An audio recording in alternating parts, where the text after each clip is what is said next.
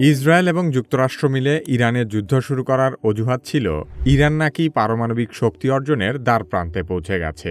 তাদের দাবি, ইরান পারমাণবিক বোমা তৈরি করলে মধ্যপ্রাচ্যসহ সমগ্র বিশ্ব অস্তিত্ব সংকটে পড়বে।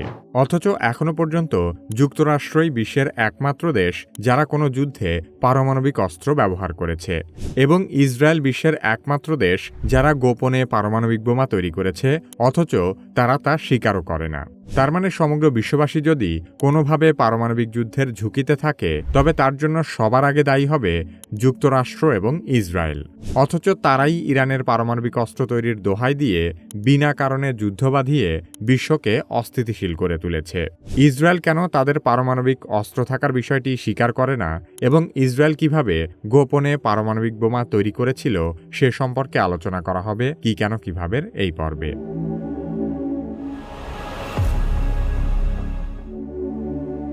মধ্যপ্রাচ্যের রাজনীতি, যুদ্ধ এবং কূটনীতির অন্যতম আলোচিত বিষয় হল ইরানের পারমাণবিক অস্ত্র।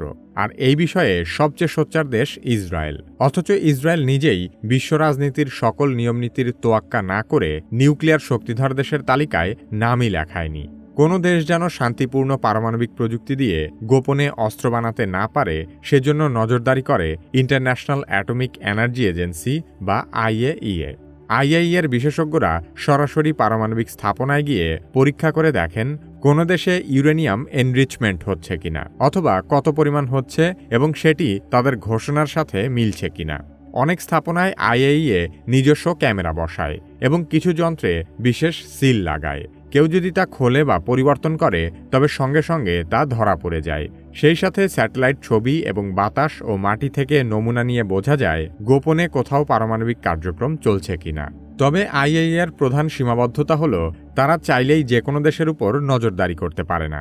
যেসব দেশ নিউক্লিয়ার নন প্রলিফারেশন ট্রিটি বা এনপিটিতে স্বাক্ষর করেছে, আইএইএ শুধুমাত্র সেসব দেশের পারমাণবিক স্থাপনায় নজরদারি করে। এই চুক্তির মূল লক্ষ্য হল বিশ্বের নতুন করে পারমাণবিক অস্ত্রের বিস্তার থামানো। বর্তমানে মোট 191টি দেশ এই চুক্তিতে যোগ দিয়েছে। 191টি দেশের মধ্যে বিশ্বের মোট 9টি দেশের কাছে পারমাণবিক অস্ত্র রয়েছে বলে ধারণা করা হয়। এদের মধ্যে মাত্র 5টি দেশ এনপিটি চুক্তিতে স্বাক্ষর করেছে। এনপিটি চুক্তি স্বাক্ষরিত হয়েছিল 1968 সালে। তাই 1967 সালের আগে যেসব দেশ পারমাণবিক অস্ত্র তৈরি করেছিল, এনপিটি তাদেরকে পারমাণবিক অস্ত্র রাখার বিষয়টি স্বীকৃতি দিয়েছে। স্বীকৃত পারমাণবিক অস্ত্র সমৃদ্ধ দেশগুলো হল যুক্তরাষ্ট্র, রাশিয়া, চীন, ফ্রান্স এবং যুক্তরাজ্য। কিন্তু ভারত, পাকিস্তান, উত্তর কোরিয়া এবং ইসরায়েলের মতো গুরুত্বপূর্ণ 4টি দেশ এনপিটি চুক্তির বাইরে রয়ে গেছে। এদের মধ্যে উত্তর কোরিয়া প্রথমে এনপিটিতে ছিল। পরবর্তীতে 2003 সালে তারা চুক্তি থেকে বেরিয়ে এসে প্রকাশ্যেই পারমাণবিক অস্ত্রের পরীক্ষা চালাতে শুরু করে। এছাড়া ভারত, পাকিস্তান কখনো এনপিটিতে না থাকলেও তাদের পারমাণবিক অস্ত্র থাকার বিষয়টি সম্পূর্ণ প্রকাশ্য। এর বাইরে ইসরায়েলই বিশ্বের একমাত্র দেশ যারা কখনো এনপিটিতে স্বাক্ষরও করেনি এবং তাদের পারমাণবিক অস্ত্র থাকার বিষয়টি স্বীকারও করে না। ইসরায়েলকে যদি প্রশ্ন করা হয় তাদের কাছে পারমাণবিক অস্ত্র আছে কিনা, এর জবাবে তারা কোনো সরাসরি উত্তর দেয় না। ইসরায়েলের এই কৌশলকে বলা হয় নিউক্লিয়ার অ্যাম্বিগুইটি বা অস্পষ্টতা নীতি। এর মানে হলো তারা কখনো বলেও না যে তাদের কাছে পারমাণবিক অস্ত্র আছে, আবার অস্বীকারও করে না। তাদের এই নিউক্লিয়ার অ্যাম্বিগুইটি নীতিকে সোজা বাংলায় বলা যায় পারমাণবিক ভণ্ডামি। এই ভণ্ডামি এতটাই কার্যকর যে কয়েক দশক ধরে ইসরায়েল পারমাণবিক শক্তিধর দেশ হিসেবে পরিচিত হলেও আনুষ্ঠানিকভাবে তা প্রমাণ করা যায়নি। ইসরায়েলের যুক্তি হল তাদের এই প্রতারণামূলক কৌশলের পেছনে কয়েকটি গুরুত্বপূর্ণ কারণ রয়েছে। প্রথমত, আন্তর্জাতিক চাপ এড়ানো। যদি তারা আনুষ্ঠানিকভাবে স্বীকার করে তাহলে তাদের উপর নিষেধাজ্ঞা আসতে পারে। আর দ্বিতীয়ত, কৌশলগত সুবিধা। তার মানে শত্রুরা ইসরায়েলের পারমাণবিক শক্তি সম্পর্কে নিশ্চিত না থাকায় তারা সবসময় একটি অজানা ভয়ের মধ্যে থাকে। এবং তৃতীয়ত, মধ্যপ্রাচ্যের অস্ত্র প্রতিযোগিতা নিয়ন্ত্রণ করা। অর্থাৎ ইসরায়েল যদি প্রকাশ্যে ঘোষণা দেয় যে তারা পারমাণবিক শক্তিধর দেশ, তাহলে মধ্যপ্রাচ্যের অন্যান্য আরব দেশগুলোও দ্রুত পারমাণবিক অস্ত্র তৈরির প্রতিযোগিতা শুরু করতে পারে। ইসরায়েলের পারমাণবিক কর্মসূচি আনুষ্ঠানিকভাবে শুরু হয় 1950-এর দশকের মাঝামাঝি সময়ে। বিশেষ করে 1956 সালের সুয়েজ সংকটের পর তারা দ্রুত এই কর্মসূচিকে এগিয়ে নেয়। সে সময় ইসরায়েল উপলব্ধি করে প্রচলিত সামরিক শক্তি দিয়ে চারপাশের শত্রুভাবাপন্ন আরব রাষ্ট্রগুলোর বিরুদ্ধে টিকে থাকা অনেক কঠিন হবে।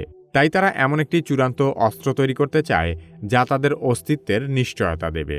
ইসরায়েলের পারমাণবিক কর্মসূচির কেন্দ্রবিন্দু হল ডিমোনা নিউক্লিয়ার স্থাপনা।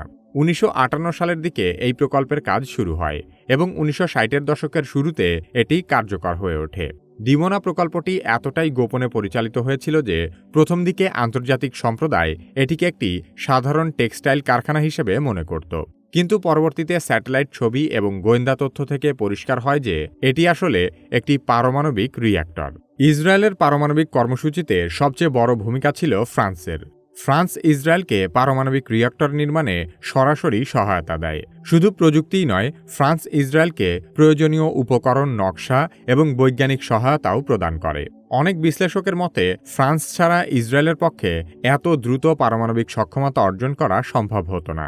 এছাড়া যুক্তরাষ্ট্র দাবি করে তারা ইসরায়েলের পারমাণবিক কর্মসূচি সম্পর্কে জানত না। কিন্তু বাস্তবতা হল আমেরিকাও গোপনে গোপনে ইসরায়েলকে গবেষণা এবং প্রযুক্তিগত সহায়তা করেছে। সেই সাথে জার্মানিও ইসরায়েলকে ব্যাপক সহায়তা দিয়েছে। জার্মান বিজ্ঞানী এবং প্রযুক্তিবিদদের অনেকেই ইসরায়েলের প্রকল্পে সরাসরি যুক্ত হয়েছিল বলে জানা যায়। তাছাড়া জার্মানি ইসরায়েলকে ব্যাপক আর্থিক সহায়তাও দিয়েছে, যা রিপারেশন বা খেসারত হিসেবে পরিচিত। জার্মানিতে ব্যাপক হারে ইহুদি নিধনের ক্ষতিপূরণ হিসেবে এই অর্থ পেয়েছিল ইসরায়েল। শুধু তাই নয়, পরবর্তীতে জার্মানি ইসরায়েলকে পারমাণবিক অস্ত্র বহনের উপযোগী সাবমেরিনও সরবরাহ করেছে। ফ্রান্স, যুক্তরাষ্ট্র এবং জার্মানির পাশাপাশি ব্রিটেন এবং নরওয়ের মতো আরও বেশ কিছু পশ্চিমা দেশও ইসরায়েলকে গবেষণা ও বৈজ্ঞানিক সহায়তা প্রদান করেছে বলে ধারণা করা হয়। নরওয়ে ইসরায়েলকে হেভি ওয়াটার সরবরাহ করেছিল, যা পারমাণবিক রিয়্যাক্টরের জন্য অত্যন্ত গুরুত্বপূর্ণ উপাদান। বিশ্বের বিভিন্ন গবেষণা সংস্থা ও বিশ্লেষকদের মতে ইসরায়েলের কাছে আনুমানিক 80 থেকে 200টির মতো পারমাণবিক ওয়ারহেড থাকতে পারে। তাদের এই অস্ত্রগুলো বিভিন্ন মাধ্যমে ব্যবহারের সক্ষমতা রয়েছে, যেমন স্থলভিত্তিক ক্ষেপণাস্ত্র, সাবমেরিন থেকে নিক্ষেপযোগ্য মিসাইল এবং যুদ্ধবিমান। এই 3 ধরনের ব্যবস্থাকে বলা হয় নিউক্লিয়ার ট্রায়াড, যা একটি দেশের পারমাণবিক শক্তিকে আরও কার্যকর করে তোলে। ইসরায়েলের পারমাণবিক সুরক্ষার অন্যতম একটি সন্ত্রাসী নীতি হল তাদের শত্রুপক্ষ যদি পারমাণবিক সক্ষমতা অর্জনের চেষ্টা করে তাহলে তা প্রতিরোধ করতে আগাম হামলা করা বৈধ। সে কারণে ইসরায়েল অতীতে বেশ কয়েকটি দেশের সম্ভাব্য পারমাণবিক স্থাপনায় আগাম হামলাও করেছে। শুধুমাত্র এই নীতির কারণেই ইসরায়েল 90-এর দশক থেকে ইরানের উপর হামলা করার বাহানা খুঁজতে থাকে। অবশেষে দীর্ঘ 3 দশকের চেষ্টার পর 2025 সালের জুন মাসে আমেরিকাকে দিয়ে ইরানের পারমাণবিক স্থাপনায় হামলা করায় ইসরায়েল। এবং সেই ধারাবাহিকতায় 2026 সালের ফেব্রুয়ারিতেও ইরান পারমাণবিক অস্ত্র অর্জনের দ্বারপ্রান্তে পৌঁছে গেছে বলে দাবি করে ইসরায়েল এবং আমেরিকা মিলে ইরান যুদ্ধ শুরু করে। ইসরায়েল যে শুধু ইরানের পারমাণবিক স্থাপনা বন্ধের জন্যই হামলা করেছে, বিষয়টি মোটেও সেরকম নয়। 1981 সালে ইরাকের ওসিরাক রিয়্যাক্টরে হামলা এবং 2007 সালে সিরিয়ার আল কিবার স্থাপনায় হামলা করে ইসরায়েল দাবি করে এটি তাদের অস্তিত্ব রক্ষার কৌশল। সমালোচকেরা বলেন এই কাজ অন্য কেউ করলে বলা হতো আগ্রাসন, কিন্তু ইসরায়েল আগে অন্য দেশে হামলা করলেও সেটি আত্মরক্ষা হয়ে যায়। এই আত্মরক্ষার অজুহাতে 1980-র দশকে ইসরায়েল ভারতের সাথে মিলে পাকিস্তানের কাহুতা পারমাণবিক স্থাপনায়ও হামলা করার পরিকল্পনা করেছিল। কিন্তু তখন পাকিস্তান পরিষ্কার হুঁশিয়ারি দেয় যে যদি কাহুতায় হামলা হয় তাহলে তারাও পাল্টা আঘাত করবে। ফলে শেষ পর্যন্ত পরিকল্পনা থাকলেও ইসরায়েল পাকিস্তানে আর হামলা করার সাহস পায়নি।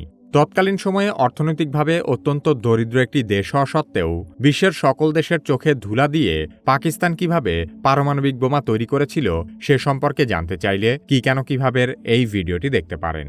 বর্তমান সময়ে এআই না শিখলে আপনি নিশ্চিতভাবেই পিছিয়ে পড়বেন।